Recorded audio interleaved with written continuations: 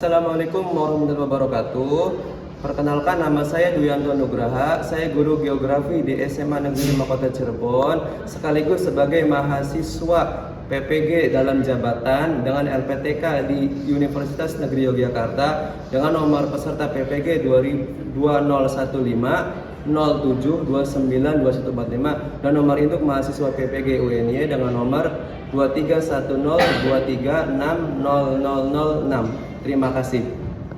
Assalamualaikum warahmatullahi wabarakatuh. Waalaikumsalam warahmatullahi wabarakatuh. Ya, selamat pagi. Pagi hari ini kita bertemu lagi pada pelajaran geografi ya di kelas 11. Baik, sebelum belajar marilah kita berdoa terlebih dahulu. Untuk berdoa silakan dipimpin oleh ketua kelasnya. Sebelum belajar, alangkah baiknya kita berdoa dalam hati. Mulai. Selesai. Memberi salam. Assalamualaikum warahmatullahi wabarakatuh. Waalaikumsalam warahmatullahi wabarakatuh. Baik, berikutnya sebelum belajar seperti biasa Bapak akan menanyakan dulu bagaimana kondisi hari ini kalian. Bagaimana semangat belajar kalian hari ini? Semangat tidak? Semangat dong. Jika di presentasi berapa persen semangat belajar kalian? 90. 90, 70. Nah, harus semangat ya. Kalian ditugaskan oleh orang tua untuk belajar. Pemerintah menargetkan kalian untuk belajar ya. Bapak juga sebagai guru memiliki kewajiban untuk memberikan materi kepada kalian. Apalagi kalian sebagai penerus bangsa harus tetap semangat untuk belajar. Seperti itu. Baik, berikutnya Bapak akan mengabsensi terlebih dahulu. Bapak presensi. Kelas 11 7. Azalea, Alia, Sakit, Anastasia, Aura, sama Tri. Oke. Berikutnya Bapak akan melakukan ice breaking terlebih dahulu seperti bisa. Coba angkat tangannya, 2 jari. Yang kiri, yang kanan menjadi seperti pistol. Coba tembakan ke tangan kiri. Dor, terus dibalikin lagi. Untuk melatih fokus kalian. Sudah? Bingung kan? Ya, oke, itu udah. Oke, perhatikan kata-kata Bapak. Tata, titik, itu, tati. Ada berapa huruf T pada kata itu? Tata, titik, itu, tati. Jawabannya? Kenapa nggak 8? Ya, betul. Berarti kalian sudah fokus ya. Berikutnya Bapak akan apresiasi dulu untuk pertemuan kemarin. Coba siapa yang bisa jawab? Sebutkan 3 faktor yang mempengaruhi dinamika penduduk atau faktor-faktor yang mempengaruhi kependudukan. Ada berapa? Ada 3. Apa saja? Ya, betul. Ada kelahiran, kematian, dan migrasi. Betul. Oke, Bapak sekarang akan memberikan atau menjelaskan tujuan pembelajaran pada pagi hari ini. Pertama, peserta didik mampu menganalisis masalah kependudukan di Indonesia setelah ditampilkan gambar dan video pembelajaran dengan tepat. Jadi di sini kalian akan untuk menganalisa masalah penduduk yang ada di Indonesia setelah ditampilkan gambar dan video yang akan Bapak tampilkan beberapa ke depan. Berikutnya, peserta didik mampu menganalisis faktor, dampak, dan solusi untuk mengatasi masalah penduduk yang Bapak akan berikan mendatang seperti itu. Jadi kalian menganalisis apa sih faktornya, apa sih dampaknya, dan bagaimana solusinya seperti itu. Oke, berikutnya di sini materi kali ini adalah ada kaitannya dengan pengalaman peserta didik atau kaitannya dengan kalian. Artinya apa? Kalian kan umurnya kan rata-rata 15-16 tahun kan?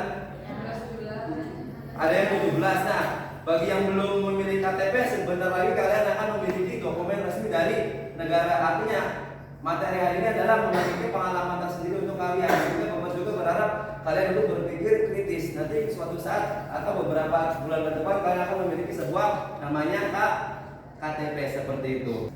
Nanti Bapak di sini akan menampilkan gambar-gambar sehingga kalian akan menganalisis kenapa sih gambar itu bisa terjadi, langkah-langkahnya, dan juga mengapa sih itu faktornya seperti apa dan bagaimana solusinya dari sebuah fenomena gambar yang akan Bapak tampilkan seperti itu. Jadi itu merupakan langkah-langkah pembelajaran pada yang akan Bapak sampaikan ke depannya. Sebelumnya Bapak juga akan menanyakan beberapa pertanyaan asesmen diagnostik ya. Untuk itu kalian sampai bisa jawab. Pertama, Indonesia dilihat dari jumlah penduduknya berada pada urutan nomor berapa jumlah penduduk Indonesia jika dilihat dari negara terbesar penduduknya? Ada yang bisa jawab? Novita, apa jawabannya? 4. 4 benar? Ya benar ya. Jadi Indonesia merupakan penduduknya itu lumayan sangat banyak ya, sangat besar ya. Nomor 4 urutan di dunia.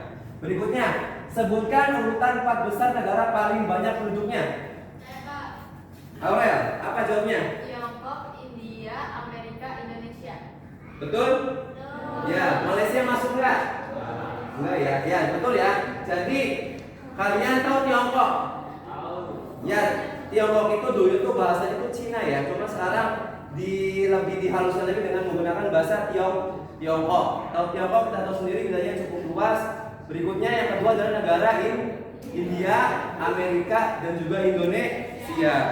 Nomor 3, di Indonesia pulau manakah yang paling padat penduduknya? Apa Paris? Pulau Jawa. Emang benar? Ya benar ya, paling padat penduduknya itu Pulau Jawa. Berikutnya, rencananya kalau Pulau Jawa udah padat, pemerintah akan memindahkan ibu kota dari Jakarta ke di provinsi apa? Pindahnya dari pulau apa? Apa Liga? Kalimantan Timur, Pak. Emang benar? Atau istilahnya apa istilahnya sekarang? IKN ya, ibu kota Nusantara. Ya betul. Jadi sekarang lagi diproses pembangunan ibu kota Nusantara itu di Pulau Kalimantan. Pertanyaan terakhir, pulau yang paling sedikit penduduknya pulau apa? Bali, Pak, Bali. Siapa? Coba jadi yang mana? Jadi apa? Bali. Bali kenapa Bali? Dikit. Ya, ada yang bilang Pulau Bali itu sedikit ya, tapi jawabannya kurang tepat. Ada yang bisa? Kevin duluan. Ya, jawabannya adalah Pulau Papua, benar ya? Ya, Pulau Papua itu paling sedikit penduduknya. Ya, ini Bapak sudah mulai masuk ke materi ya. Coba lihat di depan. Pernahkah kalian merasakan peristiwa seperti ini? Sering. Ini gambar apa? Macet. Artinya berarti di jalan banyak orang ya. Berarti semakin banyak penduduk. Terutama biasanya di jam-jam pagi ataupun pulang sekolah ya. Pulang kerja atau pulang sekolah. Mengapa bisa terjadi?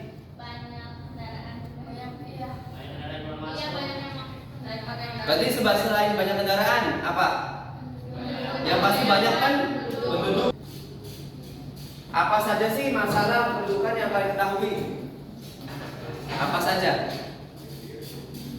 Apa saja masalah pendudukan yang kalian ketahui? Pernikahan dini ya betul. Jadi nikah dini itu bener nggak? Iya betul ya. Bukan dini ini bukan. Ini jadi artinya akhir-akhir ini banyak orang yang menikah dini atau usianya itu belum cukup seperti itu. Nah, di sini Bapak menyampaikan materi terlebih dahulu. Setiap negara memiliki masalah bidang kependudukan. Masalah pendudukan yang paling dihadapi suatu negara cenderung berbeda dengan negara yang dihadapi negara lain. Jadi negara di Indonesia masalah pendudukan, tapi di negara lain itu juga berbeda masalahnya. Contohnya di Jepang. Di Jepang bahkan orang enggan untuk menikah. Di Indonesia malah berbondong-bondong untuk menikah. Jadi itu setiap negara memiliki permasalahan yang berbeda seperti itu dan harus segera diatasi. Jadi berikutnya masalah pendudukan di Indonesia terbagi menjadi 2. Ada kualitas, ada kuantitas. Kuantitatif. Pertama jumlah penduduk besar. Kita tahu sendiri Indonesia terbesar berapa ke? 4 ya. Nomor 4. Terus juga lapangan pekerjaan, sarana dan fasilitas kesehatan dan fasilitas sosial lainnya seperti itu. Itu masalah yang pertama, jumlah penduduk yang besar. Berikutnya, pertumbuhan penduduknya cepat. Artinya apa? Tidak diimbangi dengan daya dukung lingkungan. Semakin banyak penduduk maka semakin banyak orang untuk membangun tempat tinggal. Terus juga ini poin yang ketiga, persebaran penduduk tidak merata. Tahu sendiri Pulau Jawa paling padat penduduknya. Kenapa ya? Karena tadi banyak orang ketika setelah Lebaran biasanya banyak mencari kerja di kota Jakarta, ya kan? Paham ya? Berikutnya dari segi kualitatif ada 3 masalah: tingkat kesehatan rendah, tingkat pendidikan yang rendah, dan juga tingkat pendapatannya rendah. Kesehatan yang rendah maksudnya apa? Masih banyak di kampung-kampung yang belum memiliki fasilitas kesehatan yang memadai. Bahkan jarak puskesmas dengan rumah warga itu sangat jauh, sehingga orang masih mengandalkan untuk berobat itu ke dukun seperti itu. Berikutnya pendidikan yang rendah. Kita tahu sendiri orang Indonesia atau ibu-ibu kita, orang tua kita, jujur bapak sendiri orang tuanya ibu bapak masih lulusan SD.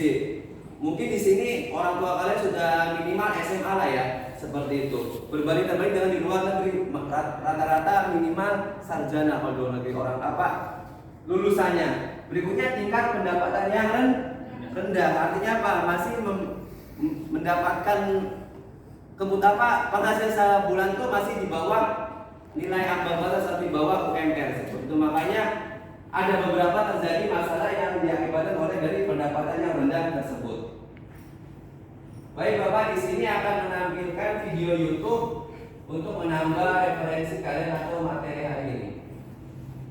Di ini kita akan belajar tentang permasalahan dinamika penduduk. Sebelum itu yang belum subscribe, tolong di-subscribe channel kita terlebih dahulu. Setiap negara mempunyai masalah di bidang kependudukan.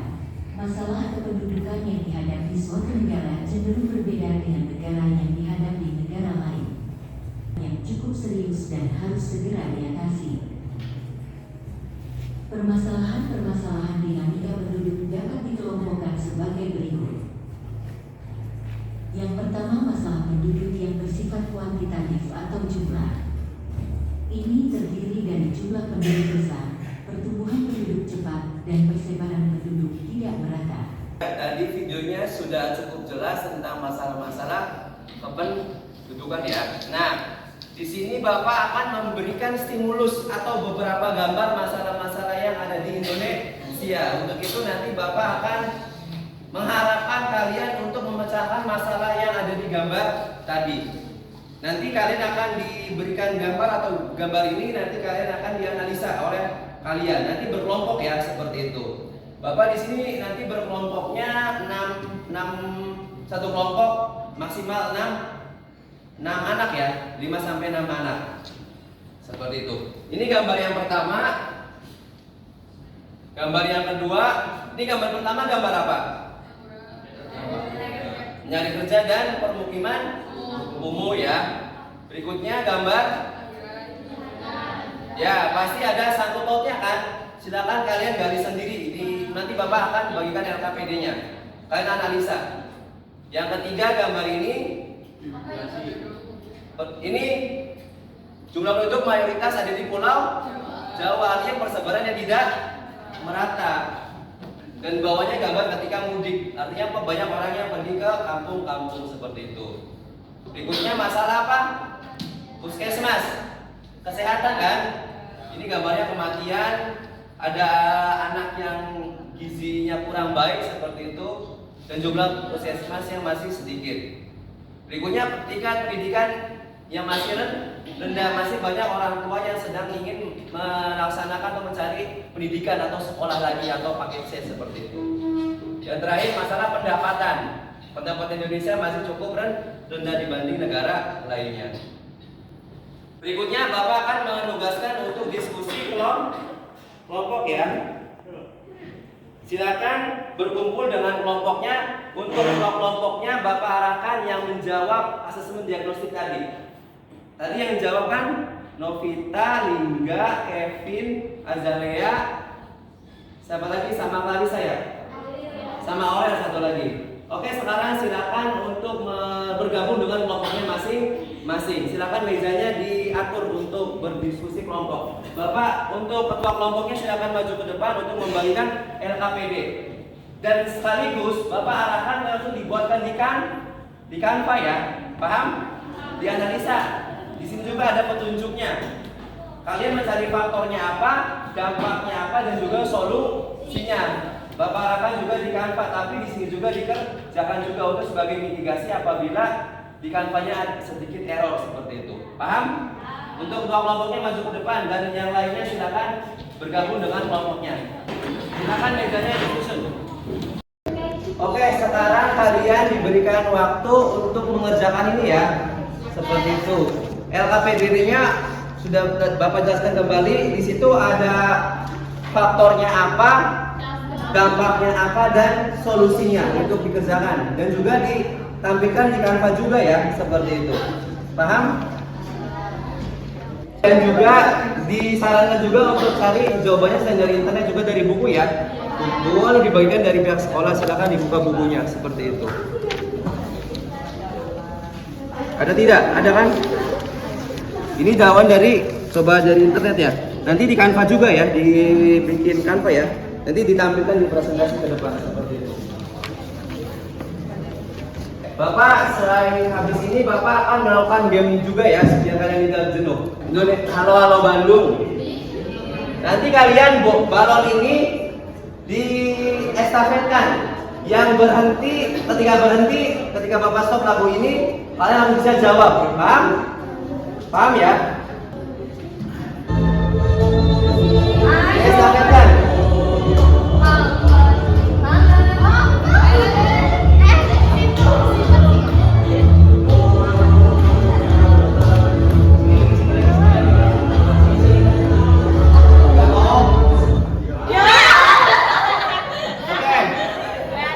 Leandra, berarti Leandra harus bisa menjawab soal dari Bapak ya. Oke, pertanyaannya mudah. Pemerintah menganjurkan untuk dalam setiap keluarga menganjurkan berapa memiliki keturunan, berapa memiliki anak. 2. Yang lain setuju tidak coba? Ya. Silakan. Habis ini dilanjutkan kembali pengerjaan kalian. Habis itu kirim ke classroom tanpanya nanti dipresentasikan. Kalian sudah mengerjakan? Selesai? Dikit lagi, oke. Bapak akan mengacak juga yang penampilan atau presentasi ke depan menggunakan aplikasi Wheel of Name supaya kalian adil ya. Jadi siapa dulu yang bakal maju, paham? Untuk pertama yang maju itu kelompok 2 ya. Oke, kelompok 2 dulu ya. Kelompok 2 kelompoknya siapa? Alia ya, oke. Silakan dipresentasikan.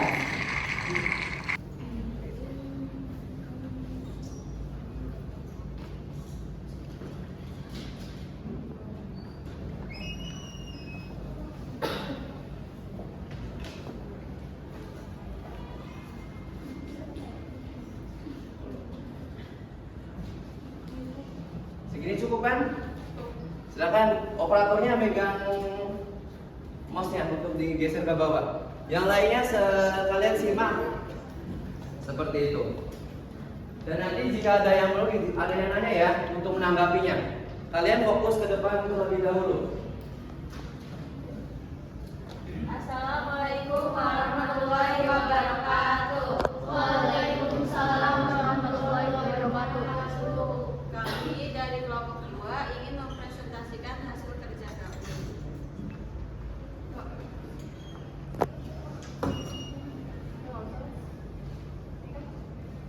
Oke, masalahnya apa? Silakan dijabarkan. Masalahnya ini ada pengangguran, kelanjiran, kriminal. Oke. Ini pertumbuhan penduduk yang cepat. Oh, berarti masalahnya di sini pertumbuhan penduduk yang cepat akan dianalisa oleh kelompok 2 ini. Silakan. Faktornya pertumbuhan penduduk faktor salah satunya yaitu nikah dini dan langsung memiliki anak. Masih ada anggapan banyak anak banyak rezeki. Hal ini banyak terjadi di daerah pedesaan. Di daerah terpencil masih tidak mengerti akan pentingnya program keluarga berencana. Oke, berikutnya dampaknya. Dampak dari pertumbuhan penduduk yang cepat. Dampaknya adalah angka pengangguran semakin tinggi. Efek yang paling terasa sekarang adalah banyaknya kriminalitas begal, penjamretan, pembunuhan, kriminalitas terjadi akibat himpitan ekonomi sehingga mereka nekat untuk melakukan. Oke, solusinya apa? Solusi untuk mengurangi jumlah adalah dengan keluarga berencana, yaitu penggunaan alat kontrasepsi sehingga jumlah anak 2 anak cukup. Hal ini bisa dilakukan menunda usia menikah. Di kelompok 2 sudah mempresentasikan tentang masalah pertumbuhan penduduk yang cepat. Untuk yang lain ada yang nanya? Tri, silakan nanya. Ada minimal umur buat nikah. Ada pastinya kan umur nikah tuh Tadi pemerintah berapa? 19 tahun ke atas. Minimal. Ya, jadi untuk kita ketahui ya, tadi Tri menanyakan ada batas berapa sih Pak? Sama menanyakan batas usia minimal menikah. Ya, betul ya. Jadi batas usia menikah itu adalah minimal 19 tahun, baik dari untuk perempuan maupun laki. Assalamualaikum warahmatullahi wabarakatuh. Waalaikumsalam. Nah, ini juga bagus, kelompok ini juga membuat sebuah poster ya. Kita akan lihat posternya dari hasil pekerjaan kelompoknya tadi. Posternya, ya ini ayo ikut KB atau keluarga berencana. Artinya apa? Jika kalian suatu saat kakak kalian yang sudah menikah dianjurkan 2 anak cukup seperti itu ya. Oke, tadi kita sudah presentasi semua kelompok. Mari kita ambil kesimpulan dari pertemuan hari ini. Kita kembali ke PowerPoint yang tadi ya. Kesimpulannya apa dari pertemuan hari ini? Coba kesimpulannya. Jadi masalah yang pertama apa? Jumlah penduduknya yang besar. Yang kedua, ya di Indonesia pertumbuhannya sangat cepat. Berikutnya, ya persamaan yang merata. Kita tahu sendiri Pulau Jawa paling padat penduduknya, makanya ada program transmigrasi. Berikutnya, oke, terus berikutnya, satu lagi terakhir, betul. Tingkat pendapatan yang rendah. Oke. Baik, setelah belajar ini Bapak akan memberikan asesmen formatif. Silakan kalian cek di classroom ya. Asesmen formatif ada Bapak di situ. Bapak memberikan beberapa soal. Silakan diisi asesmen formatifnya. Silakan dibuka classroomnya, mengisi asesmen formatif. Jika sudah, berikutnya Bapak juga membuat refleksi untuk pembelajaran ini. Silakan kalian mengutarakan refleksi pembelajaran itu seperti apa. Silakan dituangkan di classroom juga ada. Di refleksi. Udah Bapak berikan Google Form-nya di refleksi. Di classroom juga ya. Seperti itu. Refleksi. Ada di silakan kalian mengutarakan refleksi hari ini, pembelajaran hari ini. Tadi sudah mengisi asesmen formatif sudah, jadi refleksi juga udah ya. Nah, nanti juga setelah ini Bapak akan melakukan melihat jawaban dari asesmen formatif tadi. Yang nilainya kecil akan dilakukan remedial, nanti yang nilainya sudah cukup akan Bapak memberikan materi berikutnya atau tentang pengayaan. Paham ya? Nanti dilihat nilai kalian itu cukup apa tidak. Nanti yang nilainya kurang dari KKM atau KTP itu akan dilakukan materi tambahan atau diberikan pendalaman materi seperti itu. Baik, berikutnya Bapak untuk materi berikutnya atau pekan depan itu tentang mobilitas penduduk, artinya tentang pergerakan penduduk. Contohnya kayak seperti urbanisasi, transmigrasi, emigrasi, imigrasi, paham ya?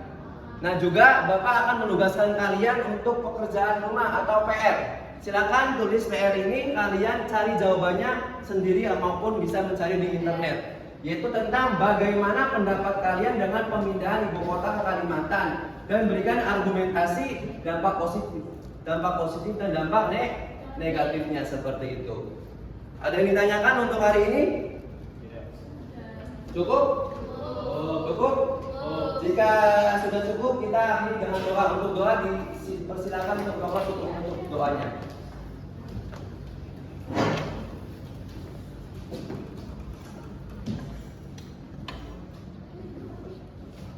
Oke, sesudah belajar, alangkah baiknya kita berdoa dalam hati. Mulai. Selesai. Memberi salam.